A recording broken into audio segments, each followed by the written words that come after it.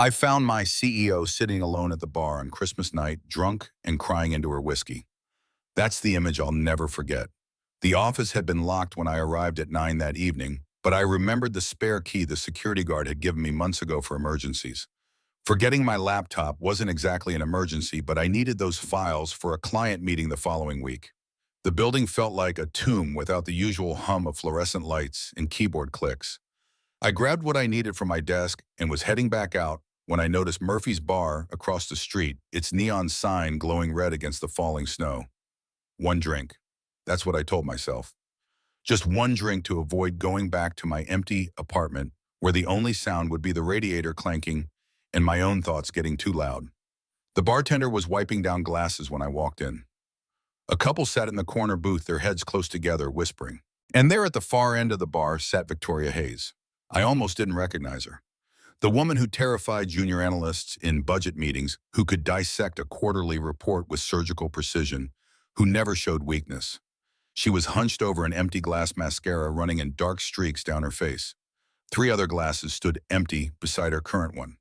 My first instinct was to leave, pretend I hadn't seen her, but something in the way her shoulders shook made me stay. The stool scraped against the floor as I sat down 2 seats away. She didn't look up. Her voice came out rough, like she'd been crying for hours. "Who are you, Chum?" "Garrett Brennan, Miss Hayes, from finance." She finally lifted her head and I saw her eyes were red and swollen. Recognition flickered across her face. "Brennan, my best financial analyst." She laughed, but it sounded broken. "Come drink with me." "You're drunk, Miss Hayes." "Very observant. That's why I promoted you 3 times in 3 years." The bartender approached, eyebrows raised in question. I shook my head. Victoria noticed and waved him away. "Everyone went home to families today," she continued, not really looking at me. "Parents, kids, partners. Where did they all go, Brennan?" "I'm here." "Yes, but you're alone too, aren't you? I can tell. It's the way you carry yourself, like you're used to not having anyone waiting." I ordered coffee instead of whiskey. The bartender brought it without comment. Victoria stared into her glass like it held answers. "I don't have a home. I have a $4 million penthouse with white walls and expensive furniture that nobody ever sits on. Do you know what that feels like, to own something so valuable and feel nothing when you walk through the door?" "Why are you here, Miss Hayes?" "Because being there felt worse." She signaled for another whiskey. I caught the bartender's eye and shook my head again. He hesitated, then poured water instead. Victoria didn't seem to notice. "My parents," she said suddenly. "They're dead. Well, my father is dead. My mother, she's dead to me. Has been for 13 years. I'm sorry." "Don't be. It was her choice." Victoria's voice hardened. "She gave me an ultimatum when I was 25. Get married to a suitable man from a suitable family or build a company and lose her forever. She didn't think I'd actually choose the company." The bar felt smaller suddenly, like the walls were closing in. I sipped my coffee and waited. "I got pregnant that year." Victoria continued her words, tumbling out now like a dam had broken. "Wrong man, wrong time. My mother said I had to choose have an abortion and keep my inheritance or have the baby and be disowned. I chose the baby." She paused, her hand trembling as she reached for her glass. "I lost it at 18 weeks. Miscarriage. Natural causes, the doctor said. My mother called it divine punishment for embarrassing the family. That it was Christmas 2011, the last time I spoke to her. Something in my chest tightened. I knew that kind of loss, just in a different shape. My mother died of lung cancer in March 2017, I heard myself say. She was a high school math teacher, used to help students after school for free, never turned anyone away. The cancer took her in 6 months. Victoria looked at me, then really looked at me, and I saw something shift in her expression. My father died 2 years later, I continued.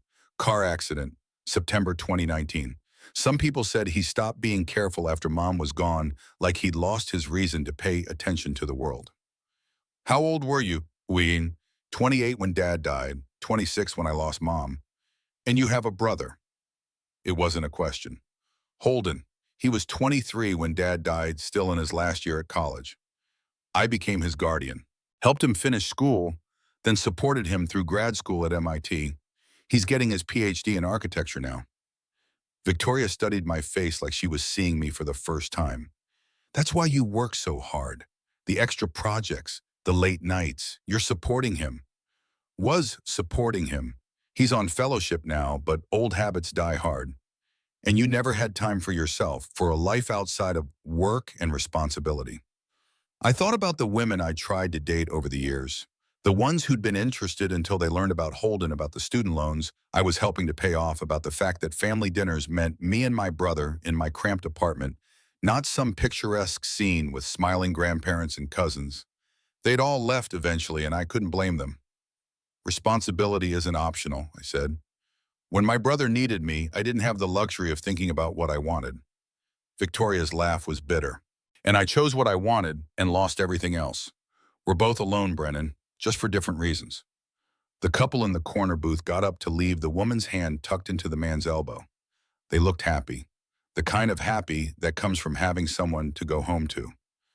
Do you ever regret it? Victoria asked quietly. The sacrifice? Never. Holden's the best thing in my life. He's designing sustainable bridges now, structures that'll outlast both of us. That matters more than any relationship I might have had. But you're lonely. Every single day. But I keep going, for him, for work, for whatever comes next. Victoria reached for her water glass, this time drained it. That's noble. That's survival. There's a difference. She studied me for a long moment, and I wondered what she saw.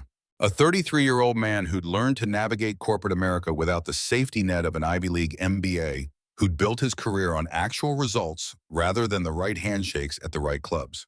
Someone who understood numbers the way some people understood music, because I'd taught myself from library books and night classes while working 2 jobs.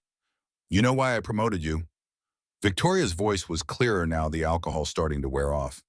Everyone else I interviewed had degrees from Harvard, Wharton, Stanford. They talked a good game about synergy and optimization, and all that business was school garbage. You came in and told me exactly how much the Anderson merger would cost us in real dollars, not projections. You showed me the actual risk in numbers I could verify. I don't trust theory. I trust what I can calculate. In this world, people respect credentials, Victoria said. But I respect capability. And you, Brennan, have real capability. The words settled between us heavier than they should have been. I'd spent 3 years at Apex Technologies proving myself over and over, knowing that one mistake would confirm what people already thought about guys like me, that we didn't belong in their world of corner offices and country clubs. Victoria glanced at her watch, then stood up too quickly. She swayed, grabbed the bar for balance. I should go home. Let me call you a car. I'll walk. The cold will help. I looked out the window at the snow coming down in thick sheets. It's 5 blocks and you're wearing heels. I'm wearing Louboutins because I'm 5'5" and I need every inch to make men respect me in boardrooms. She took a step and stumbled. I caught her elbow, steadied her. Or I could walk you home. Make sure you don't crack your head open on the ice. That's very responsible of you. Someone has to be. She studied my face, and for a moment I thought she'd refuse. Then she nodded. The bartender brought our coats. I left cash on the bar, probably too much, but the guy had been patient with us. Outside, the wind cut through my jacket immediately. Victoria shivered, and I resisted the urge to offer her my coat. She wouldn't accept it anyway. The city felt abandoned. Most people were inside with their families, and the few cars that passed moved slowly through the snow. Christmas lights twinkled in apartment windows, each one a reminder of what we weren't part of. Victoria stumbled on the first block. I caught her waist this time, held her steady until she found her footing. Thanks. These heels are terrible for snow. So why wear them? Because I spent 20 years building a company in a world that didn't want me to succeed. Every inch matters when you're fighting uphill. We kept walking. The snow-muffled sound made everything feel distant and unreal. 2 blocks, 3 blocks. Brennan, can I ask you something personal? Sure. Do you ever feel lonely all the time? How do you handle it? I don't handle it. I just keep going, for Holden, for work, for whatever comes next. That's very noble. That's survival. There's a difference, Mom. She stumbled again, and this time I kept my hand on her elbow. She didn't pull away. I haven't had a real conversation in months, Victoria said quietly. Everyone at work is either afraid of me or wants something from me. My so-called friends are business contacts who dropped me the second I wasn't useful. And I realized tonight sitting in that bar that I could disappear tomorrow and the only people who'd notice are the ones who need my signature on their paychecks. That's not true. Isn't it? Be honest, Brennan. Do you like me or do you like your salary? I thought about it. Victoria was intimidating, yes. She'd made grown men cry in budget meetings when they came unprepared. But she was also fair. She paid well. She'd promoted me 3 times based purely on merit, not politics or connections. When my father died, she'd sent flowers to the funeral and given me a week off without asking questions. Both, I admitted. You're tough, but you're good at your cum, and you're fair. That's more than most bosses. That's the nicest thing anyone said to me in months. Then you need better friends. I don't have friends. I have business contacts and employees. The Millennium Tower came into view, its glass facade reflecting the Christmas lights from surrounding buildings. A doorman stood inside the lobby watching through the glass. Victoria stopped walking.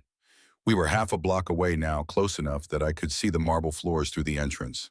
This is me. I know. She turned to face me. Snow had collected in her dark hair, tiny white crystals that melted as I watched. Her makeup was smudged, her eyes still red, but something about her looked different now. Vulnerable in a way I'd never seen at work. Thank you for tonight, for not judging me. Nothing to judge. I'm your boss drunk on Christmas crying about being alone. That's extremely judgeable. You're a person having a hard night. We all have those. She stepped closer. I could smell her perfume mixed with whiskey and winter air. My heart started beating faster. Brennan Garrett, if we're doing this, call me Garrett. Her eyes searched mine, looking for something I wasn't sure I could give. Then she kissed me. It was sudden, unexpected, desperate. She tasted like whiskey and coffee and something that might have been tears. I froze for half a second, my brain trying to catch up with what was happening. Then I kissed her back. Her hands fisted in my coat. Mine found her waist, pulled her closer. The snow fell around us and the city disappeared. And for those few seconds, nothing existed except her mouth on mine and the way my entire body felt like it was waking up from a long sleep. We broke apart, both breathing hard. Victoria's eyes were wide, her lips parted. Come upstairs with me. The words hit like cold water. Reality crashed back in. She was my boss. She was drunk. This was a terrible idea on every possible level. No, she blinked. What? Not tonight. Why not? Because you're upset and you've been drinking. Because tomorrow you'll regret this, and I won't be something you regret. You don't know that. I do know that. I also know that if we do this, it should be when you're sober and sure not when you're crying on Christmas. Victoria stepped back and I immediately felt the loss of her warmth. So you're rejecting me. I'm protecting both of us. That's very responsible of you. I try. So what? Now you walk away and we pretend this never happened. I looked at her, building, then back at her face. She looked lost, like a child who'd asked for something and been told no for the first time. Now I make sure you get inside safely. Then I go home. And then we figure it out tomorrow when you're sober. Victoria's expression shifted, something calculating, entering her eyes even through the alcohol haze. I don't want to go up there. Why not? Because it's empty. Because I'll be alone again. Because this was the first real conversation I've had in months and I don't want it to end. The doorman was watching us now, probably wondering if he should intervene. I made a decision that would change everything. Then don't end it. Come with me. Where? My apartment. We'll make hot chocolate, watch terrible Christmas movies, fall asleep on opposite ends of the couch. Nothing else, just company. She stared at me like I'd suggested we fly to the moon. You want me to come to your apartment? I want you not to be alone tonight. But Victoria, we're doing this right. No mistakes, no regrets tomorrow. You're serious, completely serious. That's either very sweet or very strange. Maybe both. She glanced at her building one more time, then back at me. Something in her face softened. Okay, let's go to your place. We caught a cab heading south. The driver didn't talk, just drove through the empty streets while Victoria stared out the window. I gave him my address, a neighborhood that couldn't have been more different from hers. No doormen here, no marble lobbies, just regular people living regular lives. My building was a walk-up in South Boston, the kind of place where everyone knew everyone's business but minded their own anyway. 4 flights of stairs, Victoria kicked off her heels on the second floor and carried them the rest of the way. I can't remember the last time I climbed stairs, she said as we reached my floor. Welcome to how the other half lives. My apartment was small bedroom, bathroom, kitchen, barely big enough for one person. Books were stacked everywhere because I'd run out of shelf space years ago. Holden's architecture sketches covered the fridge, held up with magnets I'd collected from nowhere in particular. Victoria walked in slowly, looking around like she'd stepped into a museum. This is nice. It's small. It feels lived in. My place feels like a hospital waiting room. She sat on my couch, secondhand bought off Craigslist when I'd first moved in, and something about seeing her there, this powerful CEO in my shabby apartment, made my chest tight. Hot chocolate, I asked. You were serious about that. My mom's recipe, best thing you'll ever taste. I went to the kitchen and started the process. Real chocolate, not the instant packets. You had to melt the chocolate slowly in warm milk, add a pinch of salt and vanilla. Mom had made it for us every Christmas, and the smell alone brought back memories so vivid they hurt. Victoria appeared in the doorway watching me work. Your mom taught you to cook. Mom taught me everything practical. Dad taught me everything else. Tell me about them. I handed her a mug, the chocolate steaming. She wrapped her hands around it and closed her eyes as she took the first sip. Oh my God, this is incredible. Mom's secret recipe. She'd make this every Christmas. Holden and I would come in from playing in the snow, and she'd have mugs waiting. Dad would pretend he didn't want any, then steal sips from ours when we weren't looking. Victoria's smile was soft, genuine. They sound wonderful. They were good people. Dad worked construction, built half the bridges in the greater Boston area. Mom taught algebra to kids who thought they were too stupid for math. She never gave up on anyone. What happened to your dad? You said it was an accident. I sat down next to her on the couch, keeping a respectful distance. He was driving home from a job site. Someone ran a red light. The other driver walked away. Dad didn't. I'm sorry. Me too, but Holden needed me, so I didn't have time to fall apart. I took on extra projects at work, moved into this place because it was cheaper, made sure my brother had what he needed to finish school. What about what you needed? I needed Holden to be okay. That was enough. Victoria was quiet for a while, just drinking her chocolate and staring at the books piled on my coffee table. Then she said, "You're a good brother." I try. He's lucky to have you. I'm lucky to have him. He's the only family I've got left. What about relationships? Have you dated since your parents died? I shrugged, uncomfortable with the question. Some. Nothing serious. Nothing that lasted. Why not? Hard to date when you're working 60 hours a week and supporting a brother through grad school. Plus, I guess I built walls. Didn't want to lose anyone else. That makes sense. What about you, any relationships? Victoria laughed, but there was no humor in it. I dated in my 20s. Men who wanted to fix me or change me or make me less ambitious. One guy told me I'd be prettier if I smiled more and stopped talking about work so much. We broke up the next day. His loss. After that, I focused on the company. It was easier to build something than to find someone who accepted what I was building. We talked until the chocolate was gone and the mug sat empty on the table. Outside, the snow had stopped, leaving the city blanketed in white. Inside, something was shifting between us, something I couldn't name but could feel in every breath. Victoria told me about pitching Apex Technologies to investors, how the first 50 had laughed at her. How she'd gone home and cried, then woken up the next morning and pitched to 50 more. Someone had eventually said yes. That's how you build success, she said. One yes after 100 no's. In this world, people respect credentials, but I respect capability. That's what you told me once when you promoted me the second time. I remember. You just saved us from that merger disaster with TechFlow. Everyone else was focused on the stock price bump. You showed me the hidden liabilities in their pension fund that would have bankrupted us within 3 years. Because I read the actual documents instead of the summary. Because you know how to do the work, not just talk about it. The clock on my wall showed 2 in the morning. Victoria yawned, trying to hide it behind her hand. You should sleep. Guest room is down the hall. I can take the couch. You're not taking the couch, you're the guest. Garrett, I've already imposed enough. You're not imposing. You're accepting help. There's a difference. I got sheets and a pillow from the closet, showed her where everything was.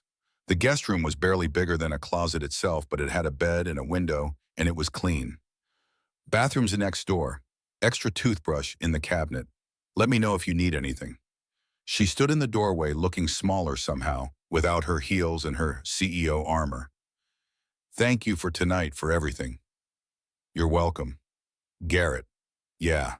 I meant what I said earlier, about this being the first real conversation I've had in months. I'm glad you found me at that bar. Me too. Good night. Good night, Victoria. I went to my room but couldn't sleep. My mind kept replaying the kiss, the way she'd felt in my arms, the vulnerability in her eyes when she'd asked me to come upstairs. I'd done the right thing by saying no, I knew that. But part of me, a part that I didn't want to examine too closely, wondered what would have happened if I'd said yes. My phone buzzed, a text from Holden. Where are you? It's Christmas. I typed back. Home. Long story. Tell you tomorrow. He sent back a question mark but didn't push. Holden knew when to let things go, when to trust that I'd explain when I was ready. I finally fell asleep around 4 in the morning. My last thought before unconsciousness was wondering what Christmas morning would bring. When I woke at 8, winter sunlight was streaming through my window, turning the snow-covered street below into something almost magical. I heard movement in the kitchen, and for a second forgot where I was, forgot what had happened. Then I remembered. I got up, pulled on sweatpants and a t-shirt, and walked out to find Victoria standing at my stove attempting to make coffee. She'd found one of my old Bruins shirts, probably from the drawer I kept extra clothes in for when Holden visited, and was wearing it with her dress pants from last night. Her hair was messy, her face clean of makeup, and she looked nothing like the CEO who terrified people in boardrooms. She looked real. Morning, she said, not quite meeting my eyes. Morning, you found the coffee. I'm very resourceful. I can see that. We stood there in my tiny kitchen, both of us suddenly aware that we were alone together in the morning light, that everything from last night had actually happened and wasn't just some alcohol-fueled dream. This is awkward, isn't it? Victoria asked.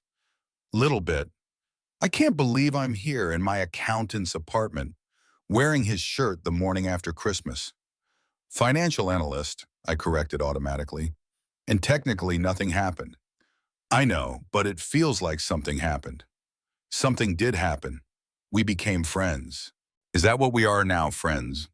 I think so. Do friends usually kiss? Ours did. Fair point. I moved past her to the stove, started pulling out ingredients for breakfast. You hungry? Starving, actually. Good, because I make a mean pancake. Victoria watched me cook sitting at my tiny kitchen table that barely fit 2 people. I mixed the batter from scratch, another one of Mom's recipes, and heated the pan just right. The first pancake always came out wrong, but the second one was perfect golden brown with crispy edges. You cook a lot, Victoria asked. Every day, it's cheaper than eating out and I like it. It's calming. I never learned to cook, never had time. You had time. You just chose work instead. She thought about that. You're right, I chose work over everything else. And now look at me, successful and alone, can't even make pancakes.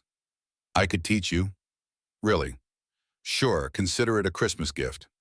She smiled, and it was the first real smile I'd seen from her. Best gift I've gotten in years. We ate breakfast together, the silence comfortable now, instead of awkward.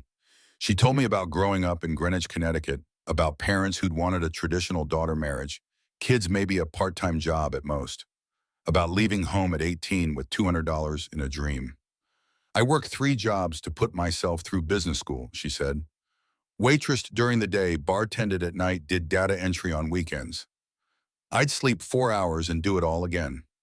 And built Apex piece by piece, sacrifice by sacrifice. I told myself it would be worth it when I succeeded, that I'd have everything I wanted. But I looked up one day and realized I'd won the game but lost everything else. The success felt hollow because there was nobody to share it with. I poured us both more coffee, thinking about my own choices. I'd sacrificed my 20s for Holden, and I didn't regret it. but I understood what Victoria meant about the period. The difference is I don't regret my choices, I said. I'd do it all again for Holden. I wish I could say the same. I regret everything. The loneliness, the empty penthouse, missing my father's funeral because my mother banned me from attending. Your mother didn't let you go to your own father's funeral. Victoria's face went hard. He died 5 years ago. Heart attack. I found out from a lawyer 2 weeks later. Eleanor had already buried him, already settled the estate, or so she thought. What do you mean? My father left a codicil in his will. 40% of the estate goes to me. Eleanor's been hiding it, pretending the money doesn't exist. Her lawyer finally contacted me a few weeks ago with the truth. How much are we talking about? $20 million. I nearly choked on my coffee. Jesus. Eleanor says she'll contest it unless I demonstrate family values and stability. Translation, marry someone she approves of. And you told her no. I told her to go to hell, but she won't give up. She'll keep pushing, keep trying to control my life from a distance. Then we'll deal with her together. Victoria looked at me, really looked at me, and I saw something shift in her expression. You keep saying we, like this is your problem too. You're not alone anymore. That's the whole point of last night, isn't it? Nobody should have to face their demons alone. She reached across the table and took my hand. Her fingers were warm from the coffee mug. I meant what I said last night about wanting to be with you. I know it's complicated. I know we work together, that I'm your boss, that this could be a disaster. But I can't pretend I don't feel this. My heart was pounding so hard I could hear it. What do you feel? Like I want to try. Like I want to see where this goes, even though it's risky and probably stupid. I thought about all the reasons to say no. The company policy against relationships between supervisors and subordinates, the power imbalance, the risk to both our careers, the potential for disaster. Then I thought about the way she'd looked at me in the snow, the vulnerability she'd shown me, the fact that for the first time in years I felt something other than responsibility and exhaustion. I kissed her then, not desperate like the kiss in the snow, but certain, sure. When we pulled apart, she was smiling. So we're doing this, she said. We're doing this. But Victoria, we have to be careful.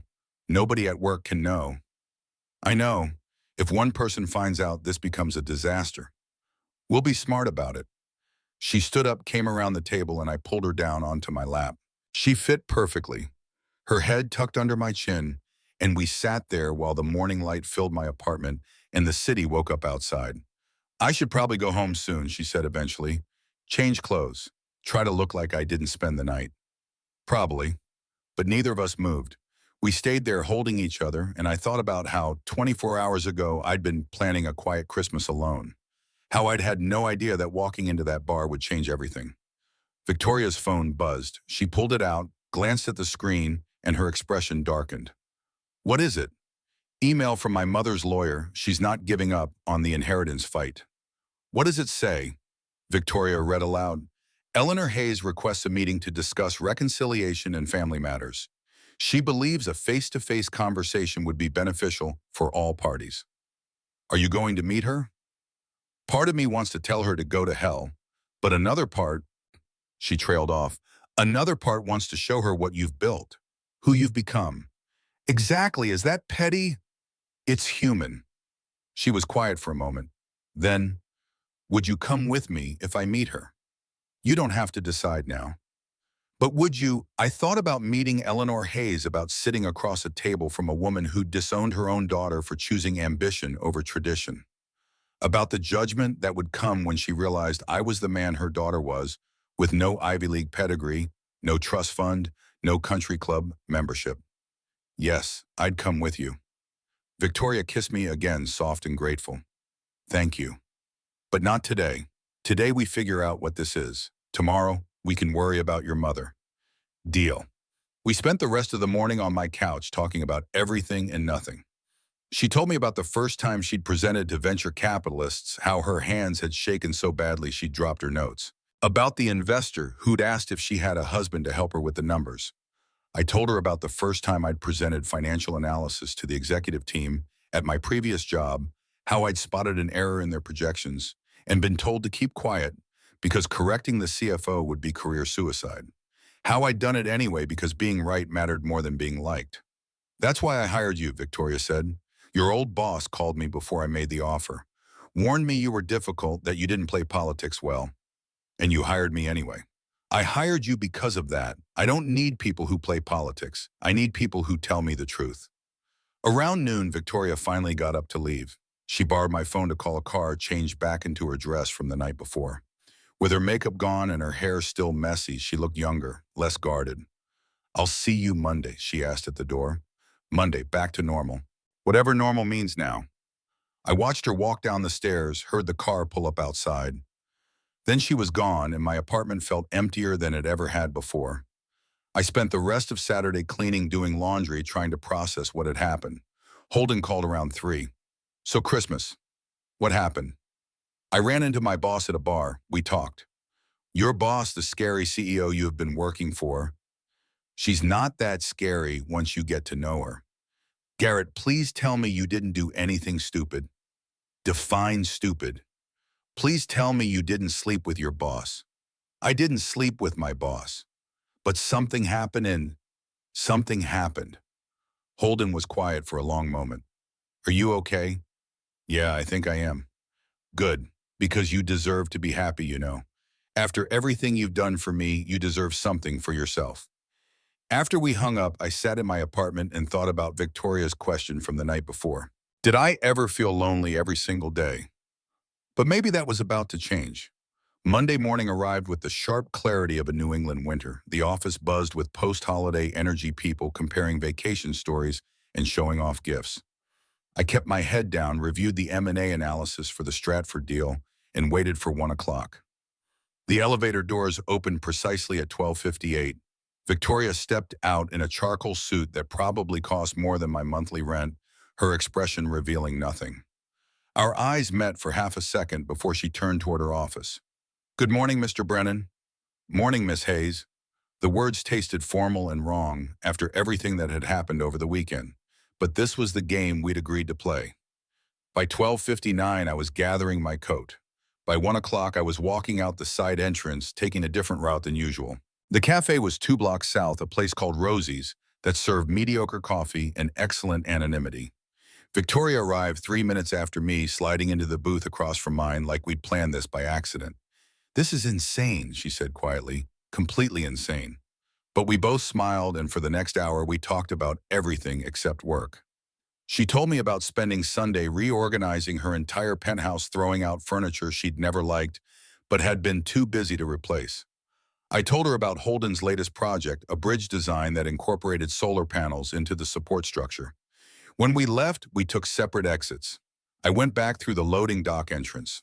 She walked in the front door 10 minutes later, her assistant, Christine, handing her messages without looking up. This became our pattern. Every weekday at 1 o'clock, we disappeared to different cafes, different restaurants, different coffee shops. We never went to the same place twice in 1 week. We never arrived or left together. At the office, we were professional to the point of coldness. But 3 nights a week, sometimes 4, Victoria would show up at my apartment after 9, when my neighbors had mostly settled in for the evening. She'd bring takeout or I'd cook, and we'd eat sitting on my couch while she told me about board meetings and investor calls, and I told her about the real numbers behind the company's quarterly projections. The first time we slept together was a Tuesday night in mid-January. She'd had a brutal day, some venture capital firm trying to lowball her on a valuation, and showed up at my door looking exhausted. We'd meant to just watch a movie, but halfway through, she'd turned to me, and the rest just happened, natural as breathing. Afterwards, she lay with her head on my chest, tracing patterns on my skin with one by finger. I haven't felt safe with anyone in 13 years. I kissed the top of her head, didn't trust myself to speak. When I lost the baby, when my mother said those things, I decided I'd never let anyone close enough to hurt me again. I built walls so high I couldn't even see over them. And now I'm terrified because you could destroy me, Garrett. You could break me in ways my mother never could. I won't. You don't know that. I do, because family isn't about blood. It's about who stays when everything goes to hell. She lifted her head to look at me, her eyes searching mine. Then she kissed me soft and deep, and I felt something shift between us, some final barrier falling away. By the end of January, I knew I loved her. I just didn't know how to say it. Christine started watching us in the second week. I noticed her standing outside the conference room one afternoon, her gaze following Victoria as she passed. Later that week, she stopped me in the hallway. "Mr. Brennan, can I ask you something?" "Sure." "Are you and Miss Hayes close?" The question landed like a punch. I kept my expression neutral. "We work together. That's all. It's just that I've noticed you both take lunch at the same time every day. Same pattern, same hour. Lots of people take lunch at 1. Christine smiled, but it didn't reach her eyes. Of course, I'm probably imagining things. But she kept watching. I'd catch her in the break room when Victoria was there or lingering near my desk when there was no reason for her to be on our floor. She started taking lunch at different times like she was tracking our movements. That night, I told Victoria about the conversation. We were at my apartment, Chinese food containers spread across the coffee table. Christine's always been jealous. She wanted your position when it opened up last year. You got it instead. So she's looking for reasons to cause problems. Exactly, we need to be more careful. We changed our coffee schedule, varied the times, went to places farther from the office. We texted each other using a code we'd developed. She was VH in my phone, I was GB in hers, and our messages looked like work correspondence to anyone who might glance at our screens. But the paranoia wore on us, the constant vigilance, the checking over shoulders, the careful distance we maintained at work, even when I wanted nothing more than to touch her hand or make her laugh. We were living two lives, and the gap between them was exhausting. The last Friday in January, we stayed late at the office working on the quarterly earnings presentation. Everyone else had gone home. The floor was dark except for the lights in the conference room where we'd spread out financial reports and projections. Victoria closed the door, then crossed the room and kissed me against the wall. I hate this. Hiding what we have like it's shameful. It's not shameful. It's just complicated. I built this company from nothing. I should be able to date whoever I want. You're the CEO. Different rules apply. That's not fair. Life isn't fair, but we can make this work if we're patient. She pulled back to look at me, her hand still fisted in my shirt. How long do we have to hide? I don't know. Maybe forever. That's not acceptable. Then what do you want to do? Go public. Deal with whatever happens. We could both lose our jobs. Maybe that's worth it. But we both knew it wasn't that simple. Victoria had spent 20 years building Apex. I had Holden's remaining tuition to consider bills to pay a career I'd worked too hard to throw away on impulse. Let's not make decisions when we're frustrated, I said carefully. Let's think about this. She stepped back, ran her hands through her hair. You're right. I know you're right. I'm just tired. Tired of what? Pretending, sneaking around, acting like you're just another employee when you're the person I love most. The words hung between us, electric and terrifying. We'd never said it before, had been dancing around it for weeks. You love me. Since that morning when you made me pancakes and laughed at my terrible attempt to flip one. Since you fell asleep on my couch with your hand in mine. Since you looked at me like I was worth choosing. My chest felt too tight, like my ribs couldn't contain what I was feeling. I love you too. Have for weeks, just didn't know how to say it. This time when we kissed, it felt different, deeper, like we'd crossed some invisible line and there was no going back. We left the office separately that night, but she came to my apartment an hour later, and we stayed up until 3 in the morning talking about the future, about what we wanted, about whether love was worth the risk of losing everything else. The answer we decided was yes. Tuesday morning, the first week of February, started like any other. I woke at 6:30, showered, made coffee. Victoria had left around 5 to get home and change before work. My apartment still smelled like her perfume. I was making breakfast when someone knocked on my door. Through the peephole, I saw Holden backpack slung over one shoulder, grinning like he'd just pulled off the world's greatest surprise. I opened the door. What are you doing here? Drove down from Cambridge. Wanted to see my big brother, that a crime. You could have called. Where's the fun in that? He walked in, dumped his bag on the floor, and headed straight for the kitchen. That's when he stopped his eyes landing on the coffee table where 2 mugs sat, one with lipstick on the rim. Then he noticed the women's coat draped over the back of the couch. Garrett, I didn't answer fast enough. He turned toward the hallway just as my bedroom door opened, and Victoria emerged wearing one of my old MIT shirts and nothing else, her hair wet from the shower. We all froze. Victoria's eyes went wide. Holden's mouth fell open. I felt my stomach drop to my feet. Holden, this is Victoria Hayes, my boss. Holden found his voice first. Your boss, the boss you've worked for 3 years, yes. And she's in your apartment at 7 in the morning wearing your clothes because Victoria grabbed her dress from where it was folded on the chair. I should go. No, I stepped between them. Stay. Holden, sit down. We need to talk about this. My brother sat, but he looked angry in a way I hadn't seen since Dad died. Are you insane? Do you have any idea what could happen if this goes wrong? I know the risks. Do you? Because from where I'm sitting, you're dating your boss, the person who controls your paycheck, your career, your future. What happens when this ends badly? It won't. Every relationship thinks that, Garrett. Every single one. Victoria had pulled on her dress now, was looking for her shoes. Her face had gone pale, that CEO mask sliding back into place. He's right to be concerned. This is complicated and could destroy both our careers. Then why are you doing it? Holden stood up, his voice rising. Why are you putting my brother at risk? Because I love him, more than I've loved anyone. The room went quiet. Holden stared at her, then at me, then back at her. You're serious, both of you. Completely serious, I said. Look, I know this looks reckless. I know you're worried. But Holden, I spent 5 years taking care of you, making sure you had everything you needed. I don't regret a second of it. But now I need to take care of myself. And Victoria makes me feel alive for the first time since Mom and Dad died. My brother's expression softened slightly. This could blow up in your face. I know. You could lose your job, get blacklisted from the industry. I know that too. And you're willing to risk everything. For her, yes. Holden looked at Victoria, really looked at her. You feel the same way. I would never use my position to hurt him. And if this becomes a problem at work, I'll be the one who steps down, not him. That's not going to happen, I said. We don't know what's going to happen, Victoria replied. But I can promise you this, Holden.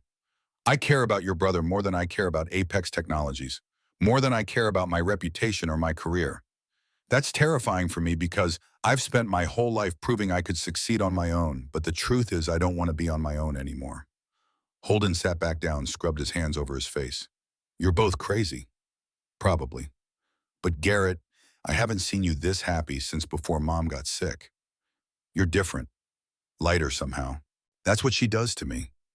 My brother sighed long and heavy. Okay, I'll support this. But you need to be careful. Nobody at work can know. We're being careful. Are you? Because I just walked in and found her here? How many other people could do the same thing? Nobody else has a key, I pointed out. I'm changing my locks anyway, I added. Holden stood, grabbed his backpack. I'm going to get coffee. Give you two some privacy to figure this out. But Garrett, seriously, be smart about this. After he left, Victoria and I stood in my kitchen, the morning sunlight cutting harsh angles across the floor. He's right to worry. He worries about everything. It's his default setting. No, he's right. We're taking huge risks. And if one person finds out, if Christine or anyone else connects the dots, I pulled her close, felt her heartbeat against mine. Then we deal with it. Together. She left 20 minutes later, taking a different route than Holden. I spent the rest of the morning with my brother, who grilled me about the relationship with the kind of thoroughness he usually reserved for his engineering calculations. By the time he left, I think he was cautiously optimistic, or at least resigned to the fact that I was going to do this whether he approved or not. That afternoon at work, everything felt different, heavier. Christine's eyes followed me as I walked to the break room. I caught two analysts whispering when I passed their desks. Paranoia, probably, but it made my skin crawl anyway. Thursday, February 13th. I remember the date because it was the day everything started to unravel. Victoria was presenting the Q4 results to the board, walking them through revenue projections and market expansion plans. I was in my office working on the Stratford analysis when I heard her assistant's voice carry down the hallway. Miss Hayes, you have a call on line 1. The caller says she's your mother. The entire floor went silent. Everyone knew Victoria's parents were dead. She'd said as much in interviews at company events, in casual conversations over the years. I stood up, moved toward the conference room, saw through the glass walls as Victoria went rigid.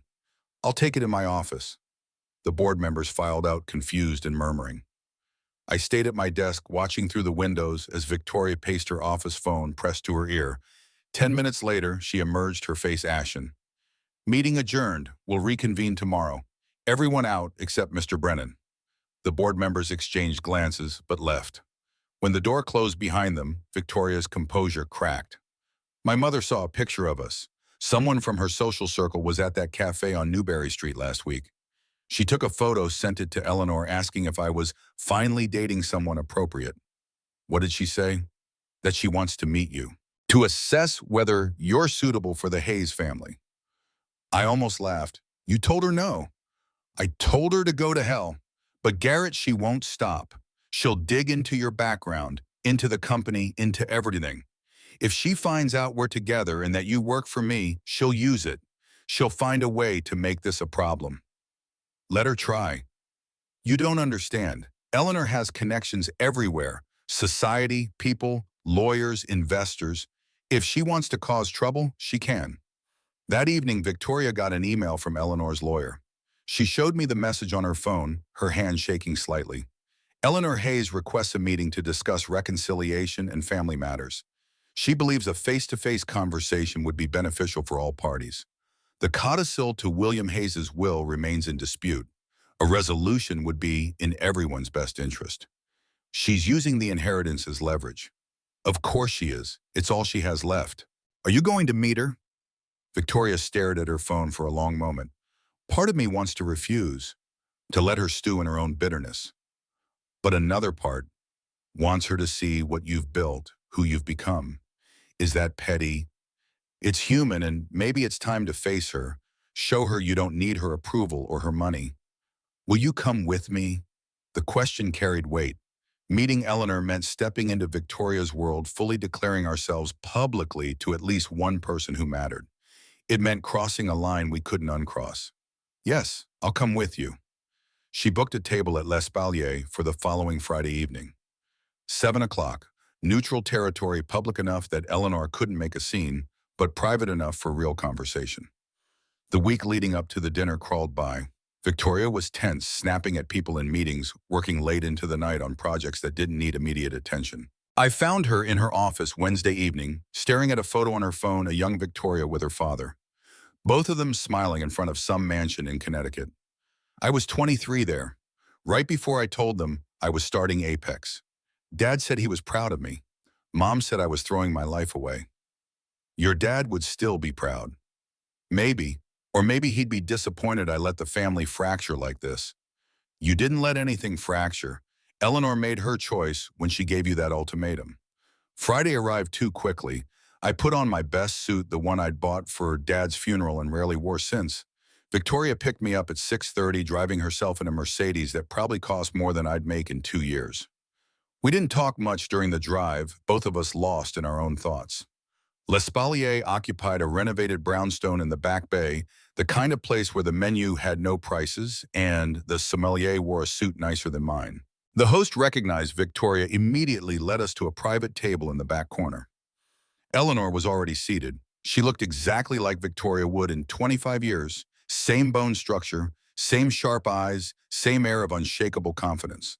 She wore a Chanel suit in navy blue pearls at her throat, her silver hair styled in a way that probably required weekly salon appointments. "Victoria, you're late." "We're 5 minutes early, Mother." Eleanor's gaze shifted to me, evaluating and dismissing in the same glance. "So you're the accountant." "Financial analyst, Garrett Brennan." "Mr. Brennan, how practical." She gestured to the chairs. "Please sit. I've already ordered wine." The bottle on the table was probably worth more than my monthly rent. Eleanor poured without asking if we wanted any, her movements precise and controlled. "So, Mr. Brennan, tell me about yourself, your family, your background." I met her eyes steadily. "My parents passed away in 2017 and 2019. My father was a civil engineer. My mother taught mathematics at a public high school." "I see, and I understand you have a brother in graduate school." He's completing his PhD in architecture at MIT. On scholarship, I assume. The condescension dripped from every word. I felt Victoria tense beside me, but I kept my voice even. Holden earned a full fellowship based on his research into sustainable infrastructure design. His work on integrating renewable energy into bridge structures has been published in several academic journals. How admirable, Eleanor sipped her wine. And you work for my daughter. I'm a senior financial analyst at Apex Technologies, yes. For how long? 3 years. Eleanor's smile was razor thin. And in those 3 years, Victoria has promoted you how many times? The trap was obvious. I glanced at Victoria, who looked ready to explode. 3 times. Based on performance reviews, peer evaluations, and quantifiable results. I can provide documentation if you'd like. That won't be necessary. I'm sure the promotions were entirely merit-based. Victoria set down her wine glass hard enough that it rang against the table. Let's be clear about something, Mother. I didn't come here for your approval of my relationship or my business decisions. Then why did you come? To tell you that I'm happy. For the first time in 13 years, I wake up happy because of Garrett. Eleanor's expression didn't change. Happiness doesn't pay the bills, Victoria. That inheritance your father left you, keep it. The words fell like stones. Eleanor blinked the first crack in her composure. Excuse me. Keep the $20 million. I don't need father's money. I built a company worth $180 million from nothing. You can't buy me anymore, Mother. That power died when you gave me that ultimatum 13 years ago. You're making a mistake. This man is beneath you. Victoria stood up and I stood with her. Her voice was steel. Garrett is kind. He's present. He's real. He doesn't care about my title or my bank account. He cares about me. That's worth more than any inheritance, more than any society connections, more than anything you could possibly offer. Eleanor's mask finally slipped, revealing something that might have been hurt beneath the anger. I raised you better than this. You didn't raise me at all. You tried to mold me into someone I wasn't, and when I refused, you abandoned me. That wasn't raising a daughter. That was training a show dog. Victoria, we're leaving. Thank you for dinner. We walked out with Eleanor still sitting at the table, her perfectly composed world shaken for maybe the first time in decades. In the car, Victoria's hands were trembling so hard she couldn't get the key in the ignition. I took them from her, drove us back to my apartment. Inside, she paced like a caged animal, her breath coming in short gasps. I just gave up $20 million. You gave up a chain. There's a difference. What if she tries to cause problems at work? She knows people on the board, people in the investor community. I caught her hands, made her look at me. Then we deal with it, together. But Victoria, I'm proud of you. What you did tonight took courage, or stupidity. Sometimes they're the same thing. She kissed me, then desperate and fierce, and we ended up on my couch, tangled together until the adrenaline faded and exhaustion took over. She fell asleep with her head on my chest, her breathing finally even. I stayed awake thinking about Eleanor's words. This man is beneath you. The thing was part of me agreed with her. Not about being beneath Victoria as a person, but about the gap between our worlds. I'd spent 3 years at Apex proving I belonged despite coming from nothing. One exposure of our relationship and all that work could evaporate. People would say I'd slept my way to promotions, that Victoria had shown favoritism, that neither of us could be trusted. The risk we were taking was massive, and it was only a matter of time before someone found out. That someone turned out to be Christine. The first week of March, Victoria and I had been together for 2 months, 8 weeks of stolen moments and careful distance at work. We thought we'd been smart. We varied our schedules, changed our routines, never texted anything incriminating. But Christine had been watching, waiting, gathering evidence. Friday afternoon, March 7th, I got an email from HR. Subject line: mandatory meeting. The message was brief. Monday, March 10, 8:00 a.m. Re-policy violation. Attendance required. No details, no explanation. I forwarded it to Victoria's personal email. She called me 2 minutes later from a blocked number. I got the same message. What do you think it is? I think Christine finally found what she was looking for. That weekend crawled by in slow motion. Sunday evening, Victoria received an anonymous email with attachments. She came to my apartment, shaking her phone clutched in her hand. The attachments were photos. Some were real us at the cafe on Newbury Street, holding hands across the table. Us walking too close on a side street near my apartment. Us sitting in her car in the parking garage, her hand on my cheek. But some were fake, doctored. Images that showed us in her office, kissing against her desk, her shirt unbuttoned. Another showed us in what was supposed to be the conference room, my hands on her waist. These are fake. We've never not at work. Never. Victoria was staring at the images, her face white. I know they're fake. You know they're fake. But will HR know? Will the board? We can prove it. Look at the metadata, the timestamps. These office photos are supposedly from days when I was traveling for the Stratford deal. I have plane tickets, hotel receipts, meeting notes. That's not the point. The point is someone went to the trouble of creating fake evidence. Christine wants me gone, Garrett. This isn't just about us dating. This is about corporate espionage. What do you mean? Christine's been after a VP position for years. She applied for CFO last year and was rejected. If she can create enough scandal to force me out, the board might appoint an interim CEO. And if that happens, someone could launch a takeover. Exactly. I need to access her emails, use my admin privileges. She pulled out her laptop, fingers flying across the keyboard. 5 minutes later, her suspicions were confirmed. Christine had been communicating with Tech Venture Capital, one of our main competitors, about internal company information. Emails discussing our upcoming IPO plans, our revenue projections, our investor relationships. The plan was clear: create a scandal around Victoria and me, force us both out, destabilize the company, and open the door for Tech Venture to launch a hostile takeover. Christine would get a VP position in the new regime, plus a $500,000 bonus. We need to show this to the board. Monday morning, during that meeting, we hit her with everything. But Sunday night, lying in my bed with Victoria curled against me, I couldn't shake the feeling that Monday would change everything. That even if we exposed Christine's scheme, even if we proved the photos were fake, the relationship itself was real. And company policy was clear: no relationships between supervisors and subordinates. One of us would have to go.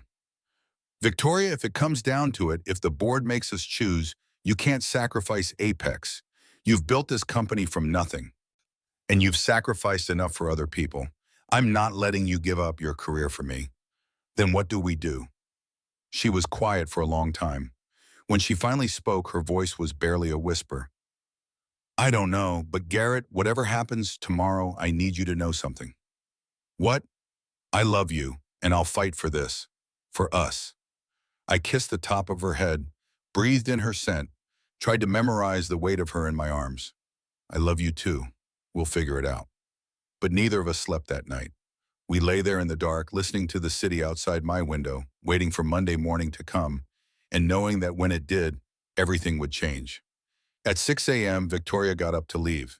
She needed to go home, change, prepare for what was coming. At my door, she turned back. No matter what happens in that meeting, remember that I chose this. I chose you. That's not something I regret. Even if it cost you everything. Even then.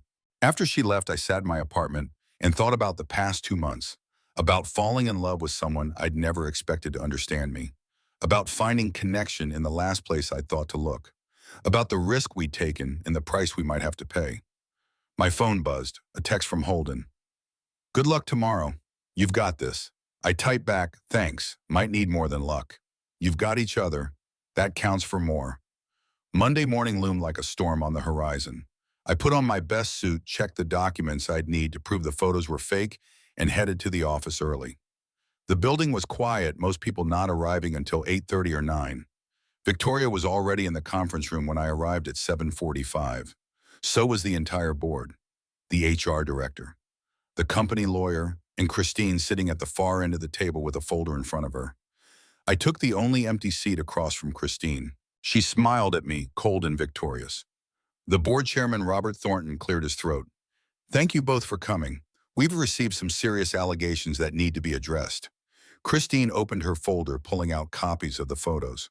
I've been documenting a pattern of inappropriate behavior between Miss Hayes and Mr. Brennan. As you can see from these images, they've been conducting a romantic relationship while maintaining a supervisor-subordinate professional relationship. This constitutes a clear violation of company policy and raises serious questions about favoritism and professional judgment. The board members passed the photos around, their expressions ranging from shocked to disapproving. Victoria sat perfectly still, her CEO mask firmly in place. Robert looked at her. "Miss Hayes, is this true? Are you in a romantic relationship with Mr. Brennan?" "The relationship is real. The favoritism allegations are false. Garrett has earned every promotion through documented merit. That doesn't address the policy violation. Company handbook explicitly prohibits romantic relationships between supervisors and direct reports." I stood up, pulling out my laptop. "Some of these photos are fake. The ones supposedly taken in the office, look at the metadata. They're dated December 15th and 23rd. I was in Chicago on business both those days. I have flight records, hotel bills, meeting minutes with timestamps." The HR director took my laptop, examined the evidence. Her eyebrows rose. "He's right. These timestamps don't match. Miss Lawson, where did you obtain these photos?" Christine's confidence flickered. I received them from a source. Perhaps they made a mistake about the dates." "You didn't receive them from a source," Victoria cut in. "You created them. You doctored photos to make our relationship look worse than it is. And you did it as part of a larger scheme." She produced her own laptop, turned it so the board could see the screen. Christine's emails to Tech Venture Capital filled the display, laying out the entire plot in damning detail. Robert's face went dark red. "Miss Lawson, did you share confidential company information with a competitor?" "I was trying to protect the company." "You were trying to orchestrate a hostile takeover for personal gain." "Security, please escort Miss Lawson from the building." Christine stood, her composure finally cracking. She looked at Victoria with pure hatred. "You don't deserve any of this. You chose a company over your own child, over your family. You're cold and heartless, and you'll die alone." "That's enough." I was on my feet, moving between them. "Security, please." Two guards appeared, took Christine by the arms. She kept shouting as they pulled her toward the door, her voice echoing down the hallway until it finally faded. The conference room fell silent. Robert cleared his throat. "Miss Hayes, while the evidence may have been fabricated, the underlying relationship is still real. That's still a policy violation. We need to discuss next steps." And that's when I knew. One way or another, this was about to cost us everything. Robert Thornton folded his hands on the conference table, his expression grave. The other board members leaned back in their chairs, waiting for someone to speak first. "Miss Hayes, you own 35% of Apex Technologies. The remaining 65% is held by institutional investors who have very specific stipulations about corporate governance." He paused, letting the weight settle. "The IPO is scheduled for 18 months from now. We cannot afford this kind of scandal." Victoria's jaw tightened. "I'm the founder. I built this company. Which is why we're having this conversation instead of simply terminating both of you. But the policy exists for a reason. Relationships between supervisors and subordinates create liability, perception problems, and legal exposure." The company lawyer, a woman named Patricia Chen, flipped through papers in front of her. "We have three options. 1, Miss Hayes ends the relationship. Mr. Brennan remains employed. 2, Mr. Brennan resigns. Miss Hayes continues as CEO. The relationship continues outside the company. 3, both parties remain employed. The relationship terminates." I felt Victoria start to speak and knew what she'd say, that she'd step down, that Apex wasn't worth losing us. Before she could destroy everything she'd built, I stood. "I'll resign." "Garrett, no. Miss Hayes, you've spent 20 years building this company. I won't let you throw it away for me." Robert's eyebrows rose. "Mr. Brennan, do you understand this means leaving Apex Technologies permanently? No severance package beyond your accrued vacation time." "I understand." Victoria grabbed my wrist, her fingers digging in hard enough to hurt. "Absolutely not. We'll find another way." "There is no other way." I looked at her, tried to pour everything I felt into that look. "You know there isn't. If you step down, you lose everything. If I leave, I find another job. The math isn't complicated. This isn't fair. Life isn't fair, but we can survive this." Patricia cleared her throat. We'll need your resignation letter by end of business today. 2 weeks notice, standard procedure. You'll have it in an hour. The board members exchanged glances, relieved to have the problem solved so neatly. Victoria looked like she might be sick. I squeezed her hand once, then let go and walked out of the conference room before I could change my mind. My office had never felt smaller. I sat at my desk and stared at the financial models on my screen. The Stratford deal analysis. I'd spent 3 months perfecting projections that would save Apex millions in unnecessary acquisitions costs. Someone else would present them to the board now. Someone else would get credit for the work. The resignation letter took 10 minutes to write. I kept it professional, thanked them for the opportunity, didn't mention Victoria at all. Sent it to HR and Patricia copied Robert. My inbox pinged with an automated reply acknowledging receipt. 3 years and 2 cardboard boxes. That's what my career at Apex amounted to. Files awards the coffee mug Holden had given me last Christmas with "World's Most Boring Brother" printed on the side. Personal effects collected, desk cleared, computer password changed, and logged with IT. People stared as I carried my boxes to the elevator. Some looked sympathetic. Others looked curious, hungry for gossip. I kept my eyes forward and my face blank until the elevator doors closed. Victoria stood in her office doorway as I passed. Our eyes met for 3 seconds. She looked destroyed, and I hated that I was the cause. Then the elevator dinged, and I stepped inside, and the doors closed between us. That night, she came to my apartment, and we didn't talk, just held each other while the city lights flickered through my window. She stayed until dawn, both of us knowing sleep wouldn't come. "This is wrong. You shouldn't have to sacrifice your career." "I'm not sacrificing anything. I'm making a choice." "Between what and what?" "Between a job and you." "That's not even a choice, Victoria. It's obvious." She pulled back to look at me, her eyes red. "What if you can't find another position? What if this follows you? Then I'll figure something else out. I always do." But the fear in her voice matched the fear in my chest. The finance world was small, interconnected. Word would spread about why I'd left Apex. People would assume the worst. They always did. The first 2 weeks were a grace period. I came into the office, transferred projects to other analysts, documented my processes. Victoria avoided me entirely during business hours, communicating only through terse emails about handoff procedures. At night, she'd show up at my apartment looking hollowed out, like the guilt was eating her from the inside. I could still step down, tell the board I'm transitioning to an advisory role, and throw away 2 decades of work. No. Then what's the plan? You leave, we pretend to wait a respectable amount of time. Then what? How do we explain dating after you're gone? We don't explain anything. We live our lives and let people think whatever they want. My last day was March 24th. I cleaned out my desk in the morning, returned my security badge to HR, shook hands with people who'd been colleagues and might never speak to me again. Victoria had a board meeting scheduled conveniently timed so she wouldn't have to watch me leave. But as I walked to the elevator for the last time, I saw her through the conference room glass.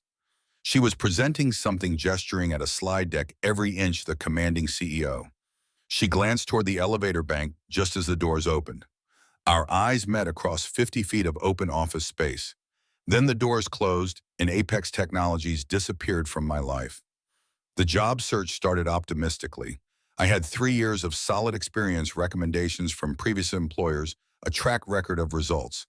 I updated my resume, reached out to my network, started applying to positions. Week 115, applications submitted. 2 automated rejections. The rest silence. Week 2, 10 more applications. 1 phone screen that went nowhere when they asked why I'd left Apex, and I couldn't give them a satisfactory answer without lying. Week 3, I started doing freelance accounting work for small businesses. Payroll processing, tax prep, basic bookkeeping. It paid the bills but felt like running backward. Victoria tried to help in ways that wouldn't be obvious. She'd mention my name to contacts in the industry, send anonymous recommendations to companies she knew were hiring. But finance was insular enough that people connected dots. Garrett Brennan left Apex Technologies abruptly after 3 years. Victoria Hayes promoted him 3 times in those 3 years. Draw your own conclusions. The conclusions people drew were rarely charitable. By mid-April, I'd applied to 30 positions, 15 immediate rejections, 10 never responded, 5 phone interviews that led nowhere. The savings account I'd built up supporting Holden was shrinking fast. I started waking up at 4 a.m., my mind racing through catastrophic scenarios, burning through savings, losing my apartment, having to ask Holden for money after spending 5 years making sure he never had to worry about finances. Victoria noticed. She'd come over after work and find me hunched over my laptop, obsessively refreshing job boards. You need to eat. I'm not hungry. Garrett, you can't keep doing this to yourself. It's been 6 weeks. Something will come through. What if it doesn't? What if I burned every bridge by being with you? Her face went pale. Is that what you think? That this was a mistake? No, God, no. I'm just scared. She pulled me away from the computer, made me sit on the couch, forced food into my hands that I couldn't taste. You are the smartest financial analyst I've ever worked with. Someone will recognize that. When after I've depleted my savings and defaulted on my rent, then move in with me. You're at my place half the time anyway. I can't live off you. That's not who I am. It's not living off me.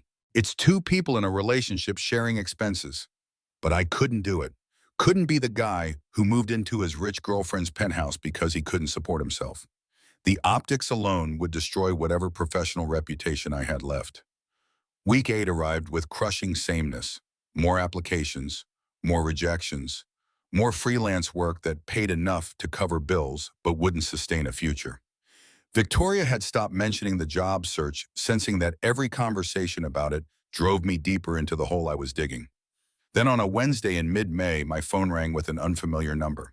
Mr. Brennan, this is Catherine Morrison from Harrison Capital Group in Boston.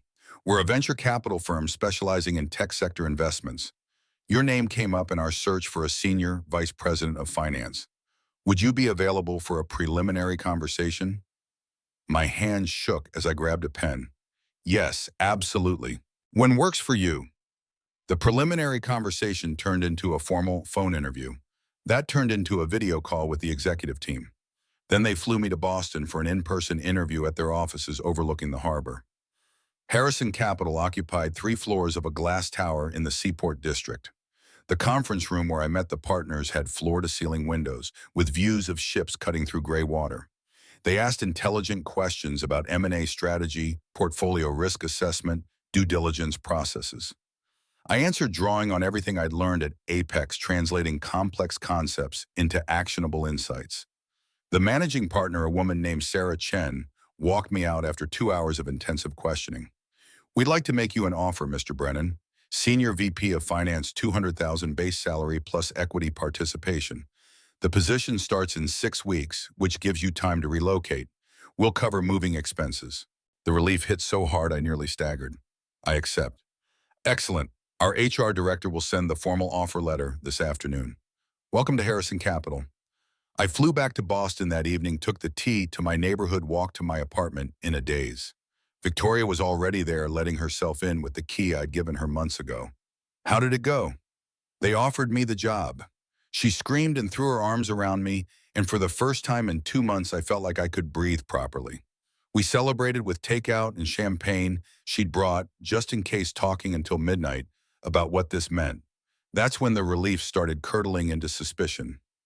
How did they find me? I didn't apply to Harrison Capital. Victoria's expression shifted, became carefully neutral. They're a well-connected firm. They probably heard about you through the network. Victoria. What? How did they find me? She stood, walked to the window, looked out at the street below. I may have mentioned to a friend that you were available. Sarah Chen sits on the investment committee for one of my portfolio companies. We had coffee 2 weeks ago, and your name came up. The air left my lungs. You arranged this.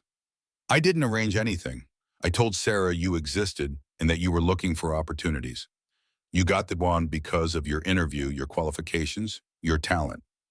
You went behind my back. I couldn't watch you destroy yourself. You were barely eating, barely sleeping, convinced you would never work again. I had the ability to help, and I used it. I wanted to be angry, wanted to feel betrayed by her interference.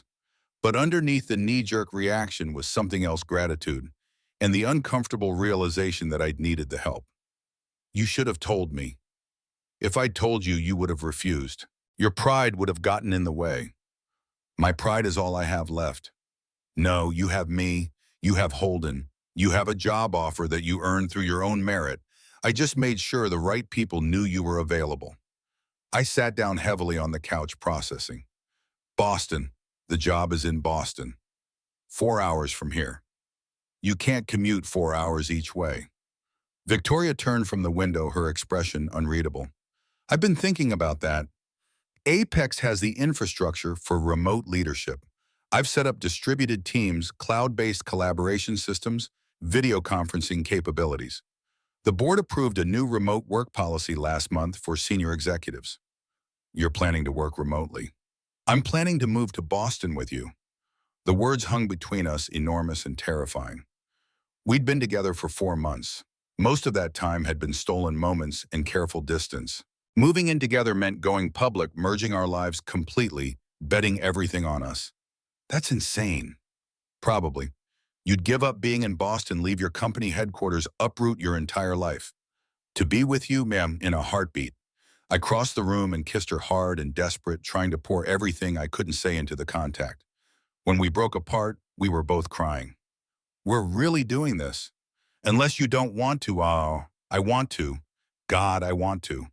We spent that night planning. Harrison Capital wanted me to start in 6 weeks, which gave us time to organize the move. Victoria would sell her penthouse, she'd been wanting to anyway. She said all those empty rooms and sterile furniture. I'd give notice on my month-to-month lease. We'd find a place in Boston big enough for both of us to have home offices. Telling Holden was easier than I expected. He drove down from Cambridge the following weekend, listened to our plans, and grinned. About time you two figured this out.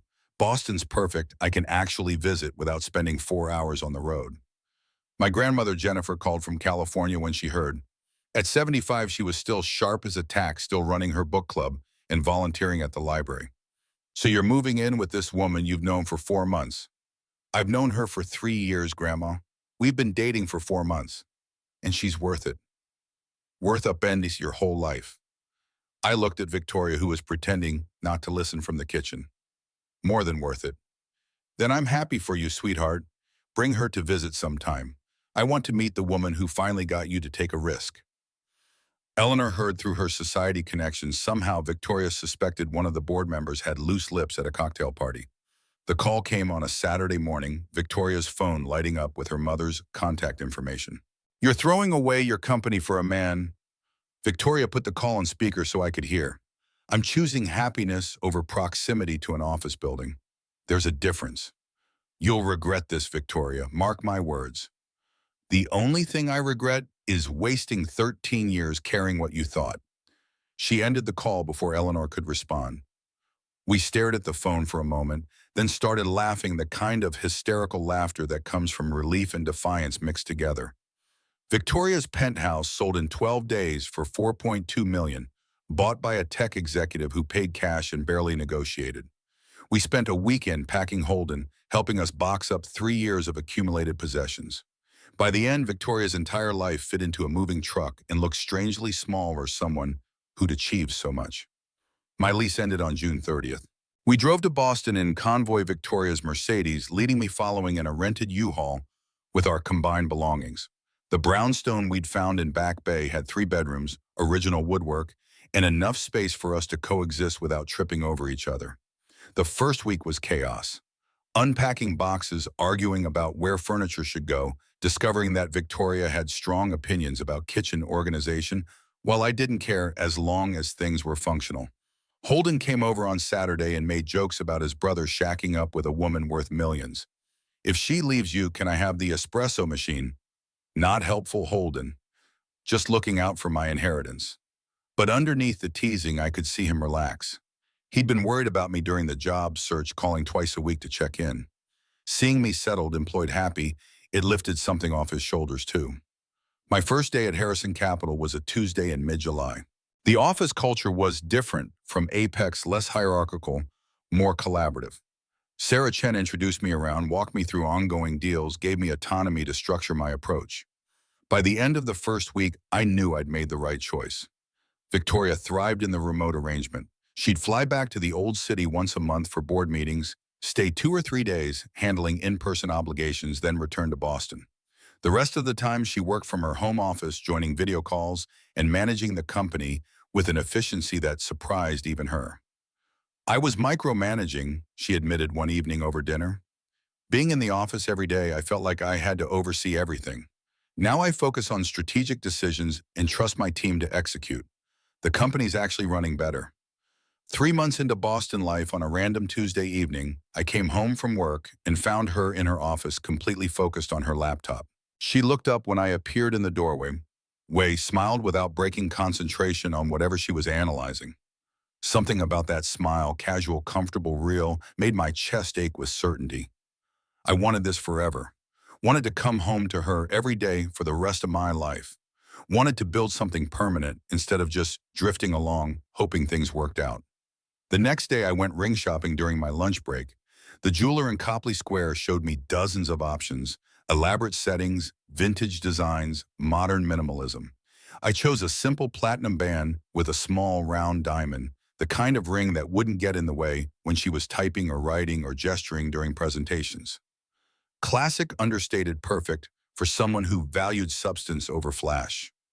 It cost more than I'd spent on anything in my life except my education. I put it on my credit card and tried not to think about the balance. For 2 weeks, I carried the ring in my jacket pocket, waiting for the right moment. A special dinner reservation, a weekend getaway, some romantic gesture that would make a good story later. But the right moment never came because I kept overthinking it. Then one Tuesday in late October, after a perfectly ordinary workday and a perfectly ordinary dinner, I watched Victoria load the dishwasher and realized there is no perfect moment. There's just the right person and the decision to ask. Victoria turned around.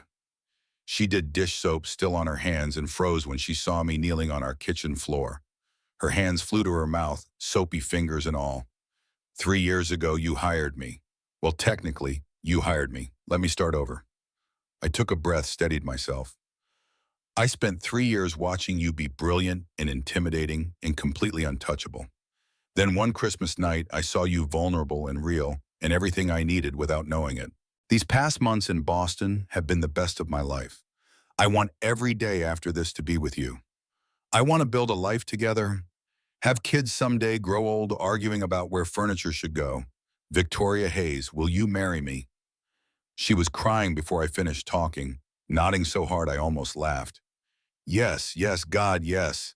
I stood and she kissed me, and we both forgot about the ring for a minute until she pulled back and held out her hand, still shaking. The ring slid on perfectly, catching the kitchen light. How did you know my size? I guessed, must have gotten lucky. We stayed up all night talking about the future, a small wedding, just family and close friends. Nothing elaborate. Maybe next summer, maybe sooner. Kids eventually when the timing felt right. A life built on choice instead of circumstance. Holden called the next morning because news traveled fast when my grandmother got involved. She'd apparently called him at 6 a.m. Pacific time to share the excitement. Congratulations, you crazy person. You're really doing this. Really doing this. She makes you happy. Happier than I knew how to be. Then I'm glad. Mom and Dad would have liked her, I think. She's tough but fair, right? That's what Dad always said mattered most. The wedding planning took over our lives in small increments. Victoria wanted her old college roommate Jessica as maid of honor. They'd reconnected over email and rediscovered their friendship. I asked Holden to be my best man. We found a garden venue outside Boston that could hold 50 people, booked it for mid-January because we didn't want to wait. 6 weeks before the wedding, Eleanor called again. Victoria stared at her phone like it might bite her, then finally answered. The conversation lasted 20 minutes, Victoria's face cycling through anger, suspicion, and finally something that might have been cautious hope. She wants to come to the wedding. What did you say?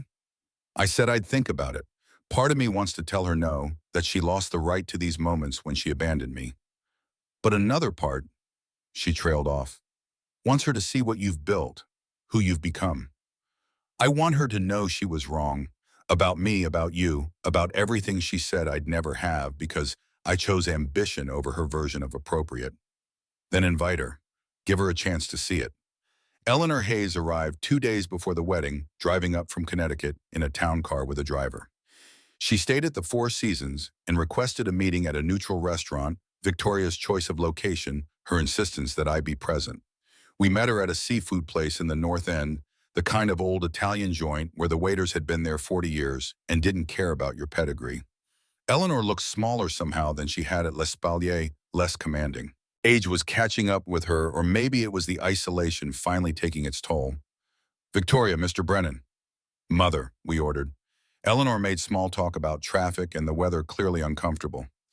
Finally, Victoria set down her menu and looked at her mother directly. Why did you want to come? Eleanor's composure cracked slightly. Because I was wrong about everything. I let pride and stubbornness cost me 13 years with my only daughter. I don't want to lose any more time. You realize I'm not going to suddenly become the daughter you wanted. I'm still running Apex. Still living with a man you think is beneath me. Still choosing my own path. I know, and I'm proud of you for it. Finally. The words hung in the air, fragile and unexpected. Victoria's eyes filled with tears. You could have said that 13 years ago, when I needed to hear it. I was a fool.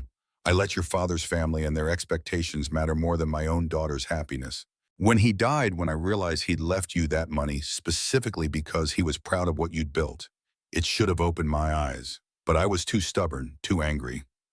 I'm sorry, Victoria, for all of it. The apology didn't erase 13 years of pain, but it cracked open a door that had been sealed shut, let in the possibility of something different. I can't promise we'll be close. I can't promise I'll forgive everything right away. I'm not asking for promises. I'm asking for a chance. Victoria looked at me. I squeezed her hand under the table, let her make the choice. Okay, a chance, but Mother, this is my life, my choices. You don't get a vote anymore. Understood. The wedding day dawned clear in cold January sunlight, turning the snow-covered garden into something magical. I stood at the altar with Holden beside me, watching guests file in and take their seats. My grandmother sat in the front row wearing a ridiculous hat with feathers that made Holden suppress a laugh. Eleanor sat 3 rows back, tissues already in her hand. Then the music started, and Jessica appeared, followed by Victoria. She wore a simple white dress, her hair styled in loose waves, and she looked more beautiful than I'd ever seen her. Every step brought her closer, and I felt my throat go tight with emotion. The officiant spoke about love and partnership and commitment. Then it was time for vows. I pulled out the note card I'd written and rewritten a dozen times. A year ago, I was going through life on autopilot, doing what needed to be done without thinking about what I wanted. Then one Christmas night, you let me see the real you, the person behind the CEO title, and I fell completely. I promised to choose you every day in big moments and small ones, to be your partner, your best friend, the person who always has your back, to build a life together that neither of us could have imagined alone. Victoria's vows made half the audience cry. I spent 20 years building a company while building walls around my heart. I convinced myself I couldn't have both success and love, that choosing one meant sacrificing the other. Then you refused to let me spend Christmas alone, saw past all my armor to the person underneath. I promised to love you fearlessly, to trust you completely, to create a home that feels nothing like the empty places I lived before. You are my home now.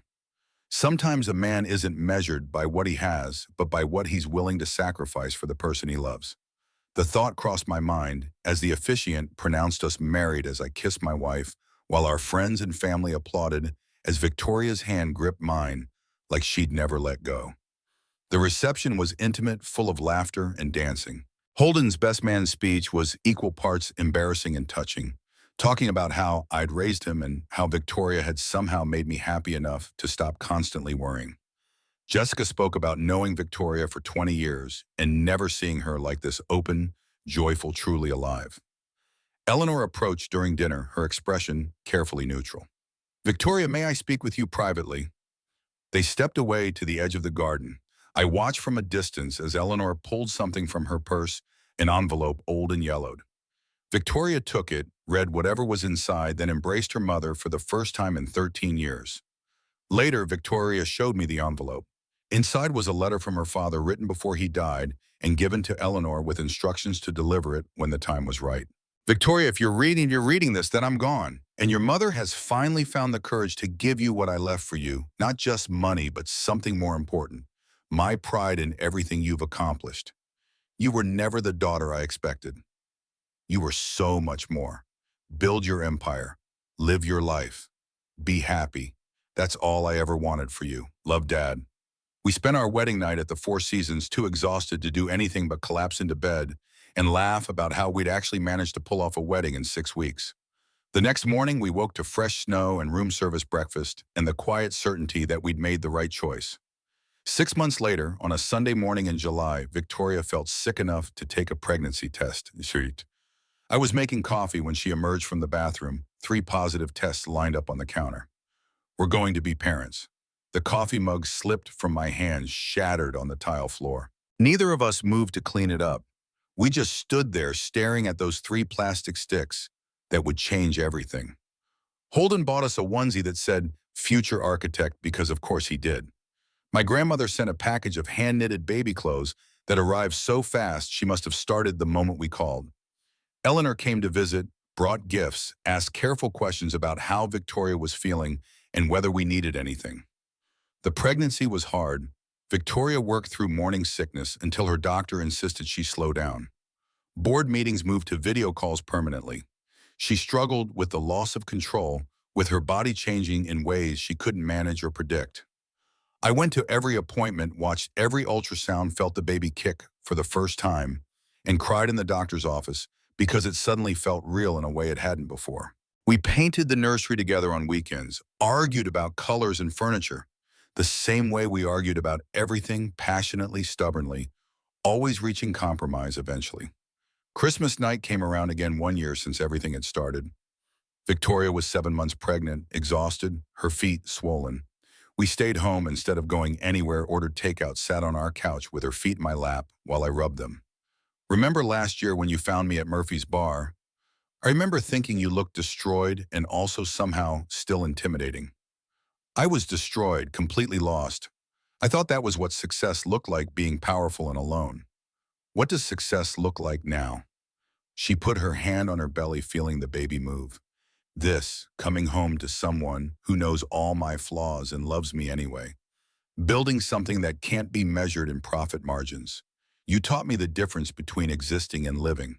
The baby Claire Victoria Brennan was born on a February morning during a snowstorm that shut down half of Boston. We made it to the hospital with 20 minutes to spare before Victoria's water broke in the parking lot. The delivery was complicated. The cord wrapped around Claire's neck, her heart rate dropping dangerously.